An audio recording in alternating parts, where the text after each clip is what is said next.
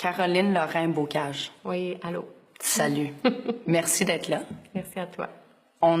Je suis extrêmement heureuse de te recevoir en région, à Gaspé, pour ton 27e représentation de Habiter sa mémoire. Oui. Bienvenue. Merci. Merci d'être là. 27 représentations de 4 heures de temps. Au début, c'était 6 heures. Au début, c'était 6 heures. On a changé pour 4 heures. Parce que physiquement, 6 heures, c'est du n'importe quoi. Non, parce que je prenais des pauses. J'avais pas le choix d'aller à la toilette puis de prendre des pauses. Puis je trouvais que 4 heures, je suis vraiment capable de le faire d'un bout à l'autre. OK. Puis c'était comme, on dirait la bonne fenêtre de temps. OK. Je viens de réaliser, peut-être on devrait mettre le monde en contexte un peu. Oui. Tu sais? Ouais. Fait que, veux-tu juste expliquer, mettons pour le monde qui vont venir voir la représentation demain au Berceau du Canada. Explique-nous, c'est quoi Habiter sa mémoire? OK. Habiter sa mémoire, c'est un projet qui se veut comme un pèlerinage à travers différents lieux. En fait, moi, je tente de recollecter tous les mémoires qui ont habité mon corps. Et pendant 4 heures de temps, je danse ces mémoires-là en temps réel. Et en même temps, les gens sont invités à venir voir toutes ces danses-là qui m'ont habité, tous ces états de corps-là qui m'ont habité et qui m'habitent encore. Et en même temps, je fais un journal audio depuis le début des représentations où je dis mes rencontres importantes, comment je me sens, comment l'environnement affecte mon passage dans le temps finalement. Et tout ça est complété par un concepteur sonore et tout ça est emmagasiné. Et donc j'ai environ peut-être 1 heure d'audio, donc les gens peuvent me suivre depuis le début du processus à travers mes pensées sur la thématique de la mémoire. Excellent.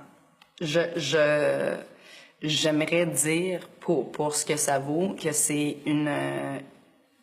un projet vraiment d'envigueur, impressionnant et fascinant. J'ai eu le plaisir de le voir à Parcours dans cette année et j'ai tombé en amour avec le concept. Et juste la vulnérabilité de la façon dont tu le présentes. Je trouve ça très courageux de ta part.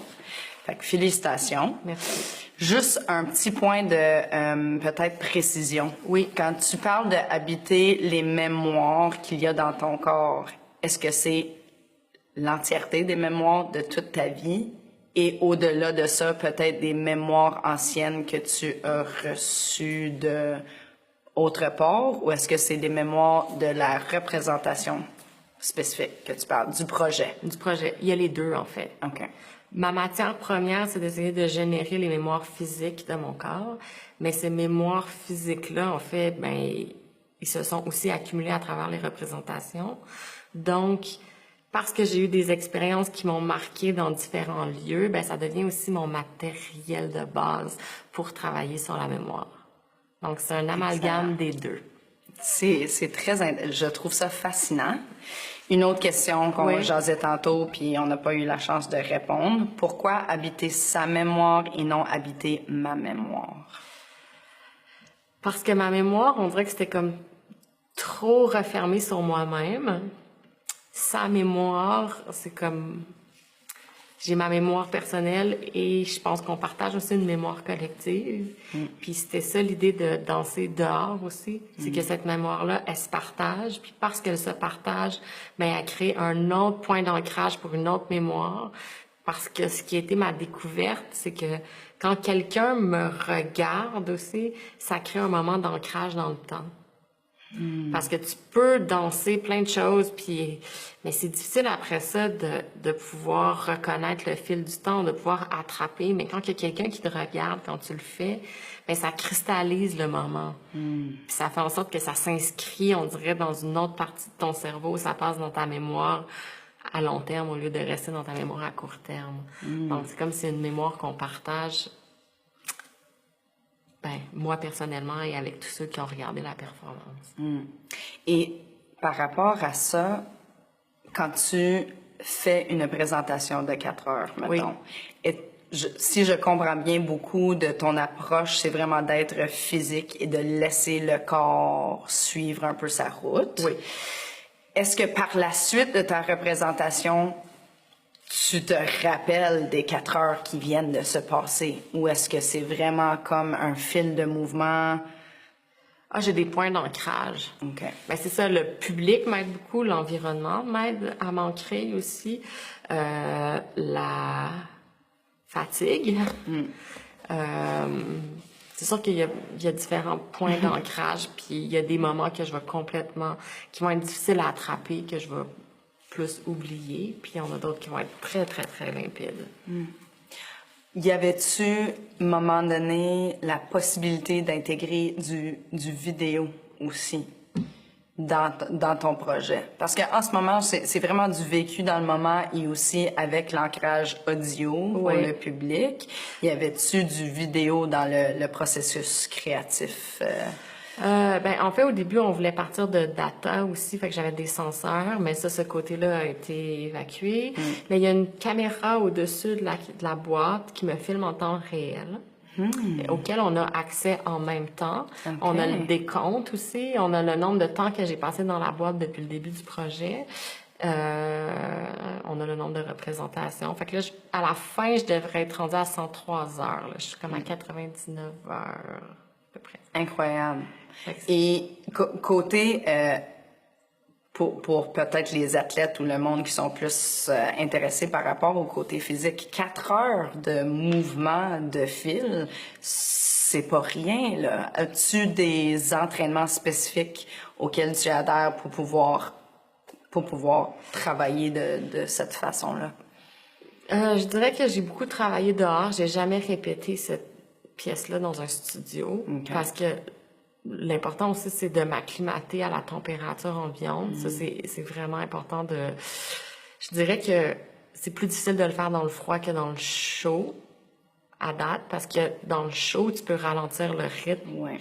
Tandis que dans le froid, si t'as froid, il faut toujours que tu augmentes le rythme. Fait que ça, c'est un petit peu plus stressant. À chaque fois que je l'ai fait en hiver ou quand il faisait plus froid, ça a tout le temps été les moments où j'étais le plus stressée.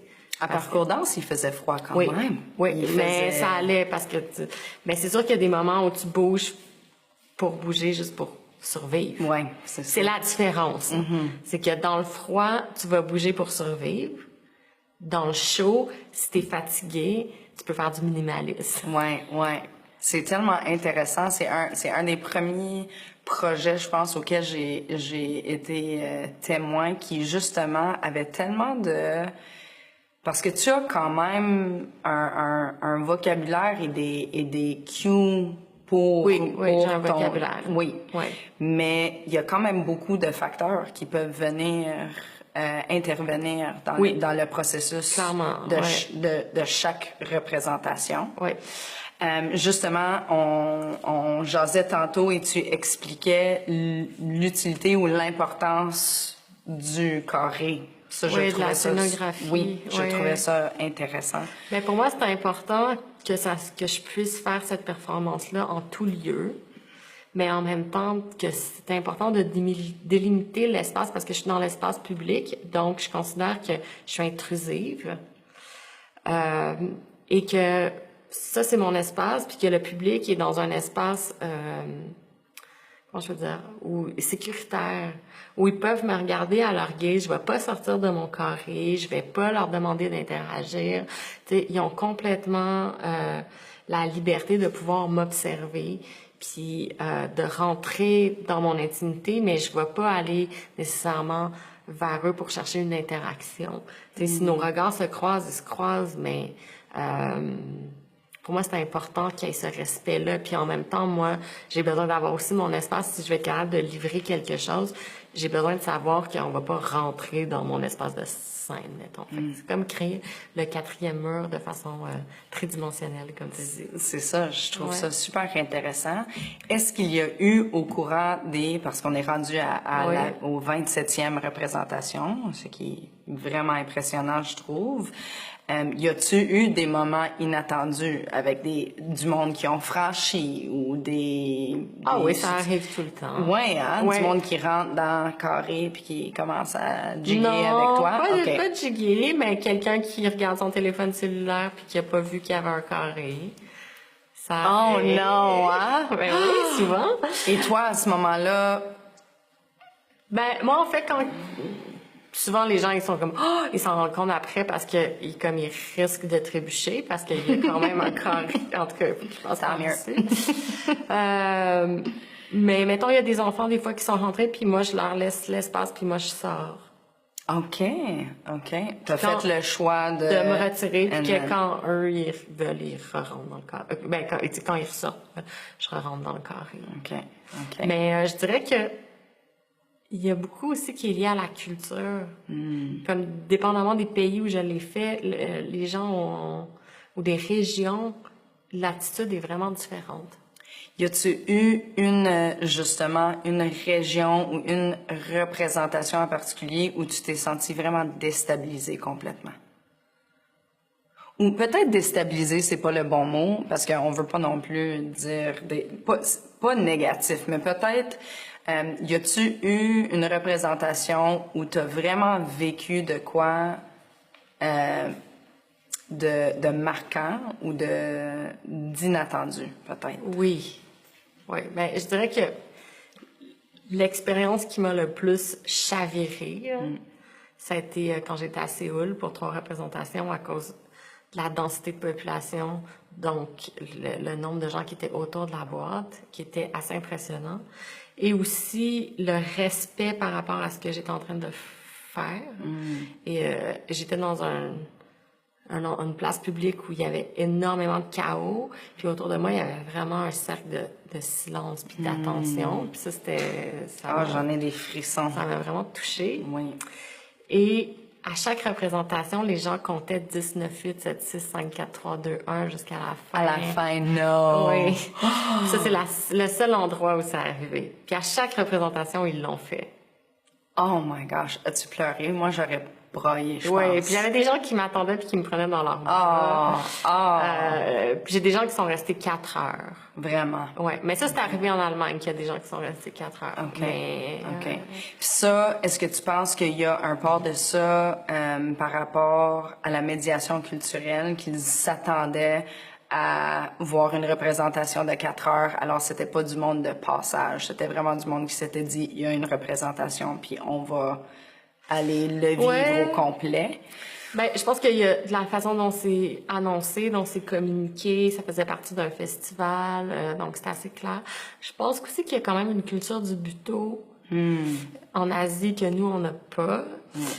Puis ils ont une aisance avec la technologie aussi, tout ce qui est iPad.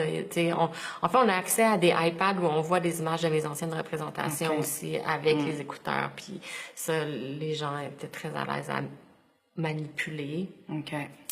Mais je pense que chaque endroit, tu sais, il y a presque une étude sociologique que je pourrais faire après. Tellement, ça serait pour un autre projet, peut-être. Ouais, un autre demande de subvention. Par rapport parce que non seulement as-tu accumulé des heures de représentation et toutes ces mémoires audio, etc., j'imagine que tu as accumulé énormément de vocabulaire, de mouvement. Oui. Est-ce qu'il y aurait peut-être un jour un projet plus dans les cadres traditionnels, théâtre, etc., à développer avec ça? On travaille sur cela. Je le sais. J'ai entendu des murmures par rapport à ça. Ouais. Et je constate que vous êtes quand même au début du processus, mais j'imagine que ça va être intéressant de vouloir peut-être garder l'esprit et les thèmes de Habiter sa mémoire, mais... En fait, ce que j'ai envie de faire, c'est de pouvoir montrer ce que je vis à l'intérieur. qu'est-ce qui m'est resté de ça? Qu'est-ce qui m'a marqué? Puis des fois, je regarde une vidéo, puis mettons, il y a une vidéo en Allemagne, j'étais dans une place publique, puis il y avait un marché, puis il y avait un petit monsieur qui vendait des fraises, mais il était avec moi pendant, 3 heures. Ben, je me souviens de lui, je me souviens de comment il bougeait, puis de l'avoir en image, j'ai envie comme de le mettre avec moi sur scène parce qu'il fait partie de mon environnement. Fait que c'est à ce niveau-là, j'ai envie de pouvoir tirer dans comme le botte de foin d'informations des petites épingles sur lesquelles moi je me suis accrochée, puis qu'on ait un espèce de voyage plus intimiste ou dramaturgique. Est-ce que tu le vois comme projet en soi? Oui. Clos. Oui. So, pas nécessairement, mettons, le public vont pouvoir venir et vivre dans cette version-là sans avoir été témoin d'habiter sa mémoire. Habiter sa mémoire. OK. Mais je travaille à avoir une espèce de support, peut-être une expo photo qui va complémenter. Parce que, comme j'essaie de m'associer à des photographes de chaque région pour essayer d'avoir un regard, un autre regard, en fait, sur ce que je suis en train de faire. Parce que finalement, j'essaie d'habiter un endroit aussi pour créer une rencontre. C'est ça. Et je pense que j'aurais peut-être une dernière question justement pour nos gens de Gaspésie. Je me rappelle, ça doit faire, la première fois qu'on s'est parlé via courriel, ça doit faire quasiment 3 ans de ça quand j'ai commencé à céder spectacle en collaboration avec Josée. Josée m'avait mis en CC, elle avait dit, écoute, ce projet-là est vraiment trippant, je sais pas comment on va le caser, mais c'est sûr. Mais je me rappelle que tu avais vraiment un désir de venir habiter Gaspé. Y avait-tu une raison particulière? Avais-tu des attaches à la région? Non, ben j'ai une attache au Québec.